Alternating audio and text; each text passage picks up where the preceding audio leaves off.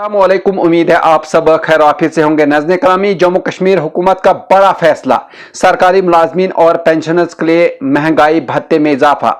जम्मू कश्मीर हुकूमत ने सरकारी मुलाजमीन और पेंशनर्स के लिए एक बड़ा ऐलान करते हुए इनके महंगाई भत्ते यानी डियरनेस अलाउंस में इजाफा कर दिया है। हुकूमत के इस फैसले से हजारों मुलाजमीन और रिटायर्ड अफराद को फायदा पहुंचेगा जो महंगाई के दबाव में जिंदगी गुजार रहे हैं। अब छठे पे कमीशन के तहत दिए जाने वाले महंगाई भत्ते की शरह 239% से बढ़कर 246% कर दी गई है और यह इजाफा 1 जुलाई 2024 से मुअस्सिर होगा, यानी 1 जुलाई 2024 से दिया जाएगा।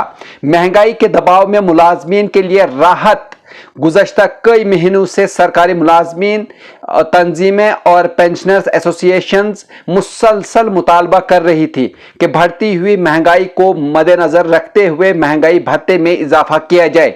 आखिरकार हुकूमत ने इन मुतालबात पर गौर करते हुए डीए में 7% का इजाफा कर दिया, जो यकीनी तौर पर मुलाजमीन के लिए एक बड़ी खुशखबरी है। तनख्वाहों में इजाफे का इतलाक कब होगा तो मैं आपको बता दूं, जम्मू कश्मीर के फाइनेंस डिपार्टमेंट की जानिब से जारी किए गए हुक्मनामे के मुताबिक ये नया इजाफा 1 जुलाई 2024 से लागू होगा। ताहम चूंकि ये ऐलान अब किया गया है, इसलिए जुलाई 2024 से फरवरी 2025 तक के बकाया जात मुलाजमीन को मार्च 2025 में नकद अता किए जाएंगे, यानी इसी महीने जो है वो अदा किए जाएंगे। जबकि इसके बाद से हर माह की तनख्वाह और पेंशन में यह इजाफा शामिल कर दिया जाएगा।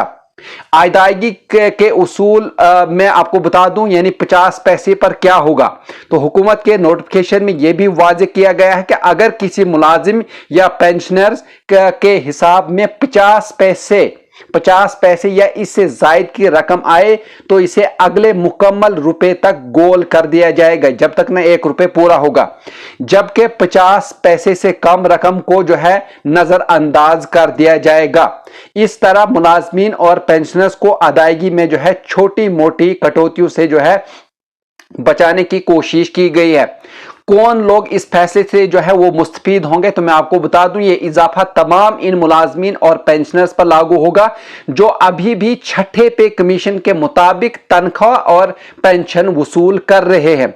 अगरचे बड़ी तादाद में मुलाजमीन 7वीं पे कमीशन पर मुंतकिल हो चुके हैं, लेकिन अब भी बहुत सारे अफराद छठे पे कमीशन के तहत ही अपनी पेंशन और तनख्वाहें ले रहे हैं। इनके लिए यह ऐलान किसी रिलीफ से कम नहीं है। मुलाजमीन और तंजीमों का क्या रद्दअमल है तो मैं आपको बता दूं, हुकूमत के इस ऐलान पर मुलाजमीन और पेंशनर्स की मुख्तलिफ तंजीमों ने मिले जुले रद्दअमल का इजहार किया है। कुछ ने इसे महंगाई के खिलाफ एक मुस्बत कदम करार दिया है, जबकि कुछ का कहना है कि यह इजाफा भी अभी नाकाफी है। यानी मुलाजमीन का कहना है कि रोजमर्रा के अखराजात खासतौर पर अशय खुदनोश, बिजली और ईंधन की कीमतों में मुसलसल इजाफा हो रहा है और 7% का इजाफा महंगाई के दबाव को मुकम्मल तौर पर कम करने के लिए काफी नहीं है। एक सरकारी मुलाजमीन ने नाम न जाहिर करने की शर्त पर कहा यह एक अच्छा कदम है, लेकिन हुकूमत को मजीद फराख दिली का मुजाहरा करते हुए डीए में कम से कम 10 से 12% इजाफा करना चाहिए था। मौजूदा हालात में यह इजाफा नाकाफी महसूस होता है। वहीं माशी माहिरीन की क्या राय है तो मैं आपको बता दूं कि माशी माहिरीन का कहना है कि हुकूमत ने रियासती बजट और माली वसाइल को मद्देनजर रखते हुए यह फैसला लिया है। एक माहिर इक्तिसादियात ने कहा कि महंगाई को देखते हुए यह इजाफा जरूरी था, लेकिन हुकूमत को 7वीं पे कमीशन के तहत आने वाले मुलाजमीन के लिए भी जल्द अज जल्द डीए में इजाफा करना चाहिए ताकि तमाम सरकारी मुलाजमीन को यकसा फायदा मिल सके। हुकूमत के अगले इकदाम क्या है तो मैं आपको बता दूं, माहिरीन के मुताबिक अगर महंगाई में मजीद इजाफा होता है तो हुकूमत पर दबाव बढ़ेगा कि वो जल्द अज जल्द 7वीं पे कमीशन के तहत काम करने वाले मुलाजमीन के लिए भी डीए में इजाफा करे। इसके अलावा इम्कान है कि मुस्तकबिल में हुकूमत सरकारी मुलाजमीन की तनख्वाहों में मजमूई तौर पर नजरसानी करेगी ताकि वो महंगाई का बेहतर मुकाबला कर सके।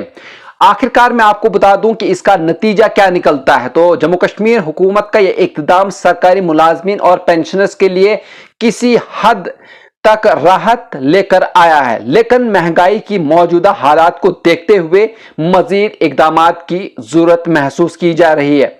अब देखना यह होगा कि हुकूमत आने वाले दिनों में 7वीं पे कमीशन के मुलाजमीन के लिए क्या फैसला करती है और क्या इसमें भी डीए में इजाफा किया जाता है या नहीं। फिलहाल छठे पे कमीशन के तहत आने वाले मुलाजमीन को इस फैसले से फायदा जरूर पहुंचेगा, लेकिन वो मजीद इजाफे की उम्मीद भी कर रहे हैं। यह नाजरीन, अगर आप इस तरह की और भी न्यूज देखना चाहते हैं तो आप हमारे चैनल को सब्सक्राइब कर सकते हैं, लाइक कर सकते हैं और शेयर कर सकते हैं और सुझाव के लिए कमेंट भी कर सकते हैं।